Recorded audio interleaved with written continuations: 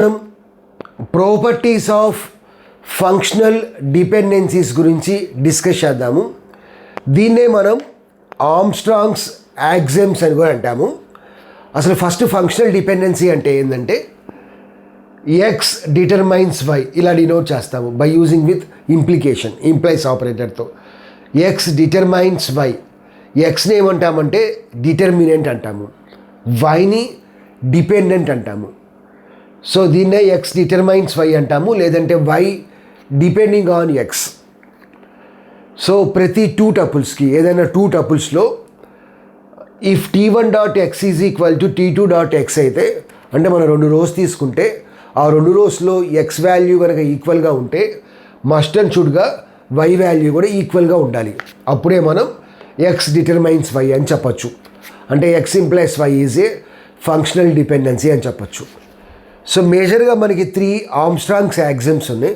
So వాటి గురించి discuss చేద్దాం ఫస్ట్ వన్ ఏంటంటే రిఫ్లెక్సివిటీ రూల్.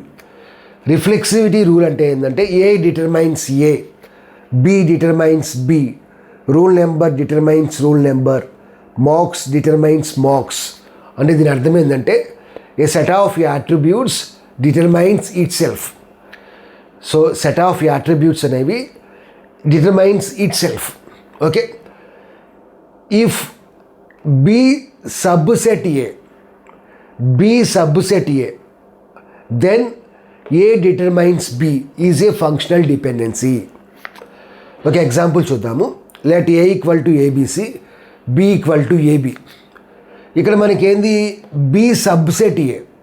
సబ్సెట్ అంటే ఏంటంటే ఇక్కడ బిలో ఉన్న ప్రతి ఎలిమెంటు ఏలో ఉంది. బిలో ఏముంది, ఏబి ఉంది. ఆ ఏబి ఎలిమెంట్స్ ఏలో కూడా ఉంది. So we can say that A determines B, this is a functional dependency. But A subset B అని చెప్పి మనం అనలేము, బికాజ్ ఏలో ఉన్న ప్రతిదీ బిలో లేదు. కాబట్టి బి డిటర్మైన్స్ ఏ అనేది రాంగ్. ఓకే, నెక్స్ట్ సెకండ్ వల్ల ఏంటంటే augmentation rule. If A determines B is a functional dependency, then adding some attributes to both sides preserving the dependency. అంటే ఏ డిటర్మైన్స్ బి అయితే ఇంకొన్ని మనం యాట్రిబ్యూట్స్ బోత్ సైడ్స్ మనం add చేసినా సరే వచ్చేది కూడా ఫంక్షనల్ డిపెండెన్సీనే. నేను రెండు సైడ్స్ సి యాడ్ చేశా. So we can say that AC determines BC, this is also a functional dependency. Next transitivity rule చూద్దాము. ఇఫ్ ఏ డిటర్మైన్స్ బి, అంటే ఏ డిటర్మైన్స్ బి అనేది ఒక ఫంక్షనల్ డిపెండెన్సీ అనుకోండి. బి డిటర్మైన్స్ సి, అంటే B determines C కూడా ఒక functional dependency అనుకోండి. Then we can say that A determines C is also a functional dependency. ఇప్పుడు మనం ఇన్ఫరెన్స్ రూల్స్ గురించి డిస్కస్ చేద్దాము. Inference rules are derived from Armstrong's axioms. So దీన్నే మనం డిరైవ్డ్ రూల్స్ అంటాము, లేదంటే సెకండరీ రూల్స్ అని కూడా అంటాము, బికాజ్ ఆర్మ్స్ట్రాంగ్స్ యాక్సిమ్స్ నుంచి డిరైవ్ చేస్తాం కాబట్టి. సో టోటల్లీ 4 రూల్స్ ఉన్నాయి. So first rule union rule. Union rule అంటే ఏంటంటే if A determines B is a functional dependency, A determines C is a functional dependency. అంటే రెండు సైడ్స్ మనకి రెండు ఫంక్షనల్ డిపెండెన్సీలో లెఫ్ట్ హ్యాండ్ సైడ్ డిటర్మినెంట్ సేమ్గా ఉండాలి. దెన్ ఏ డిటర్మైన్స్, ఈ రెండింటిని కంబైన్ చేయొచ్చు డిపెండెంట్ని. Then A determines BC is also a functional dependency. Next decomposition rule.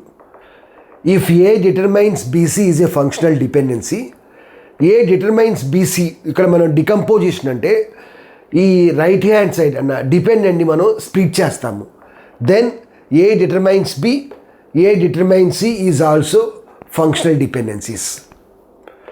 Next composition rule గురించి డిస్కస్ చేద్దాము. If A determines B, C determines D, ఈ రెండు కూడా ఫంక్షనల్ డిపెండెన్సీస్ అనుకోండి. కంపోజిషన్ అంటే ఏంటంటే ఇక్కడ డిటర్మినెంట్ అనేది డిఫరెంట్గా ఉండాలి. ఇక్కడ చూసారా, ఫస్ట్ ఫంక్షనల్ డిపెండెన్సీలో ఏ ఉంది, సెకండ్ ఫంక్షనల్ డిపెండెన్సీలో సి ఉంది, డిఫరెంట్గా ఉంది. అప్పుడు మనం డిటర్మినెంట్ని డిపెండెంట్ని కంబైన్ చేయొచ్చు. AC determines BD is also a functional dependency. AC determines BD. Next fourth one ఏంటంటే సూడో ట్రాన్సిటివిటీ రూల్. ఆల్రెడీ మనం ట్రాన్సిటివిటీ రూల్ చూసాము. What is transitivity rule? A determines B, A determines C అయితే మనం ఏం చెప్పచ్చు? A determines B, B determines C అయితే we can say that A determines C. ఇక్కడ చూడండి, if A determines B and BC determines D are functional dependencies, then we can say that ఇక్కడ మనకి extra ఏముంది? ఇక్కడ బి ఉంది, ఇక్కడ బీతో పాటు సి కూడా ఉంది. సో కాబట్టి ఆ ఎక్స్ట్రాది యాజ్ వెల్ యాజ్ ఈ రెండు, then AC determines D is also functional dependency. Or ఏసీనే మనం సిఏ అని కూడా రాయొచ్చు. CA determines D is also functional dependency. Okay, so AB BC, so BB పోతుంది, ఏసీ వస్తుంది.